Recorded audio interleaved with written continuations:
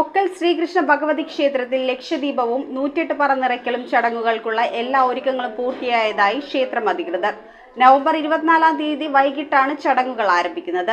2000 വർഷത്തിലധികം പഴക്കം കണക്കാക്കുന്ന ഒക്കൽ ശ്രീകൃഷ്ണ ഭഗവതി ക്ഷേത്രത്തിൽ ചതുർബാഹുവായ ശ്രീകൃഷ്ണ ഭഗവാൻ പടിഞ്ഞാറ് ദർശനമായി കുടികൊള്ളുന്നുവെന്നതാണ് പ്രത്യേകത. കൂടാതെ ഉഗ്രസ്വരൂപിണിയായ ഭദ്രകാളിയും ഈ ക്ഷേത്രത്തിലുണ്ട്. ക്ഷേത്ര പുനരുദ്ധാരണ ചടങ്ങുകൾ നടന്നുവരുന്നതിന്റെ ഭാഗമായാണ് ഈ വർഷം ലക്ഷദീപവും 108 പറനിറക്കൽ ചടങ്ങുകളും സംഘടിപ്പിച്ചിട്ടുള്ളത്. ഇത്രയുമധികം നിറപറകളോടൊപ്പം ലക്ഷദീപം തെളിയിക്കുന്നത് ഒരു അത്യപൂർവ ചടങ്ങാണെന്നും ഇതിനുള്ള എല്ലാവിധ ഒരുക്കങ്ങളും പൂർത്തിയായതായും ക്ഷേത്രം ഭാരവാഹികൾ അറിയിച്ചു. ക്ഷേത്രം വർഷങ്ങൾക്ക് മുൻപ് അഗ്നിക്കിരയായി പറയപ്പെടുന്നു. അതിനുശേഷം ഇവിടെ പുനരുദ്ധാരണ പ്രവർത്തനങ്ങളോ കലശവും നടന്നതായിട്ടും അറിയില്ല.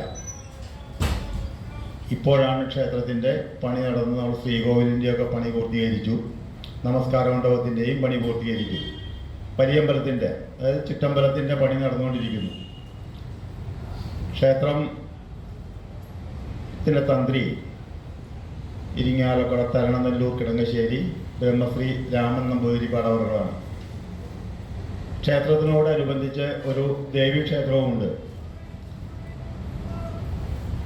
പടിഞ്ഞാറ് ദർശനമായി അപൂർവമായി കണ്ടുവരുന്ന ഒരു കൃഷ്ണ ക്ഷേത്രമാണ് ഇത്. News bureau, Perumbavoor. Kopparambil ayurvedic hospital and research centre. ഉഴിച്ചിൽ, lumbar spondylitis, cervical spondylitis, disc bulging കൊണ്ടുണ്ടാവുന്ന ബുദ്ധിമുട്ടുകൾ എന്നിവ ചികിത്സിക്കാൻ വിദഗ്ധരായ ഡോക്ടർമാർ. Kopparambil ayurvedic hospital and research centre.